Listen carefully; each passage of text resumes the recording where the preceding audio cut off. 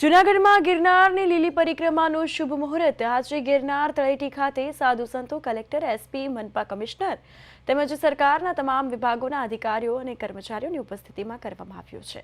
ચાલુ વર્ષે કમોસમી વરસાદને કારણે જંગલના રોડ રસ્તાઓનું ધોવાણ થયું હોવાથી પરિક્રમા રૂટ પર કોઈ અનિચ્છનીય બનાવ ન બને તે માટે વહીવટીતંત્ર અને સાધુ સંતો દ્વારા પ્રતિકાત્મક પરિક્રમા યોજવાનો નિર્ણય લેવાયો, જેમાં માત્ર 5 જેટલા સંતો સવારે ગિરનારની લીલી પરિક્રમા કરી ભવનાથ પહોંચી સંકલ્પ કરશે।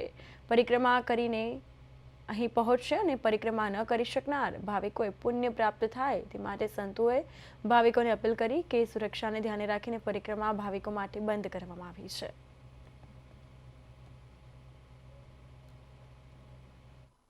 હાલ આજથી પરિક્રમાનો જે વિધિવત રીતે પ્રારંભ કરવામાં આવ્યો છે। હાલ લોકો માટે પરિક્રમા બંધ રાખવામાં આવી છે, જ્યારે 5 સાધુ સંતો કાલે વિધિવત રીતે પરિક્રમાનો પ્રારંભ કરશે। ત્યારે આપણી સાથે ગિરનાર આશ્રમ, સાધના આશ્રમના શૈલજા દેવીજી, જી શું કહેશો? આપણે હાલ 5 સાધુઓ જ કાલે પરિક્રમા કરવા જવાના છે, શું કહેશો? ગિરનારની પરિક્રમા, સિદ્ધભૂમિ ગિરનાર, બધા દેવી દેવતાઓ, નવનાથ, 84 સિદ્ધો, જતી સતી જોગણીઓની સાથે ગુરુદત્ત મહારાજના ગિરનાર મંડળના સિદ્ધ મંડળની પરિક્રમા એક અતિ ભાવ, શ્રદ્ધા, ભક્તિ અને ફલદાયી પરિણામ વાળી યાત્રા છે। હું શૈલજા દેવી, ગિરનાર સાધના આશ્રમ ટ્રસ્ટ, જૂનાગઢ। રામાયણમાં કહેવાય છે કે સીતારામ સીતારામ સીતારામ કહીએ, જાકે વિધિ રાખે રામ તાકે વિધિ રહીએ। આ વખતે પરિક્રમા કઈ એવી પરિસ્થિતિમાં છે કે પ્રકૃતિ વરસી રહી છે, રસ્તાઓ ઘણા બધા કીચડ, કાદવ ઇત્યાદિથી ભરેલા છે અને શાસન જે નિર્ણય કરે એ સમજ, સૂઝ અને પૂર્ણ સાવધાનીથી અને પૂર્ણ પરિપક્વતાથી જ કરતા હોય છે। એટલે આ વર્ષે આપણે જેવી રીતે ગણેશજી એ માતા પિતાની પરિક્રમા કરી, એવી રીતે અહીંયા આપણે બિરાજમાન પંચદશનામ જૂના અખાડો જે છે એમાં દત્ત મહારાજની મૂર્તિ બિરાજમાન છે।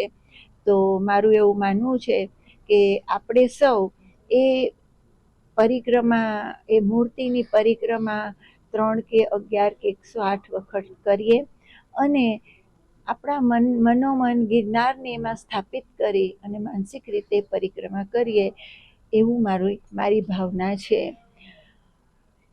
ઘણા બધા સાધકોને એવું કહેવું છે કે જેમ જેમ અમે પરિક્રમા કરતા જઈએ છીએ એમ અમારું આર્થિક, શારીરિક, સામાજિક દરેક પ્રકારનો ઉત્કર્ષ થાય છે।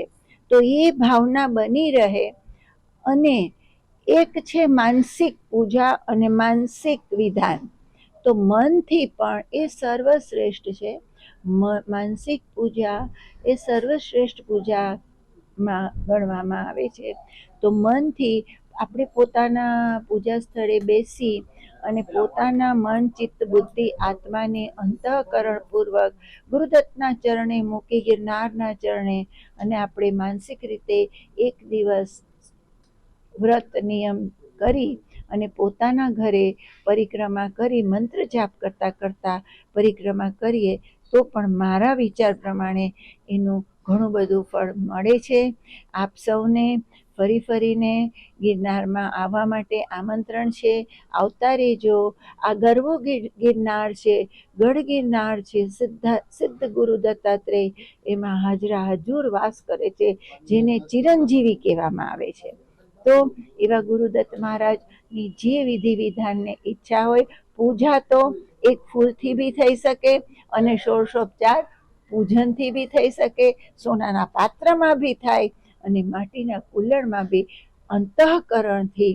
એક ગુજરાતીમાં સરસ ભજન છે, આપજે તારા અંતરનો એક તાર, બીજું હું કાંઈ ન માંગુ રે, તો એવો અંતરનો તાળ આપણે ગુરુદત્ત મહારાજ સાથે, ઈશ્વર સાથે જોડી અને માનસિક રીતે પણ પરિક્રમા કરી શકાય. હરિઓમ તત્સત. જય ગુરુદત્ત. ઓમ નમો નારાયણ. જય શ્રી કૃષ્ણ. જી, ખાસ કરીને જોવા જઈએ તો આજે વખતે જે વરસાદને લીધે પરિક્રમા છે તે રદ કરવામાં આવી છે અને હાલ 5 જ સાધુ સંતો જઈ અને કાલે સવારે જે મુહૂર્ત કરશે અને પરિક્રમા કરી અને સાંજે આવી જશે. પ્રદેશ 24 ગુજરાતી, યજ્ઞેશ ભટ્ટ, જુનાગઢ.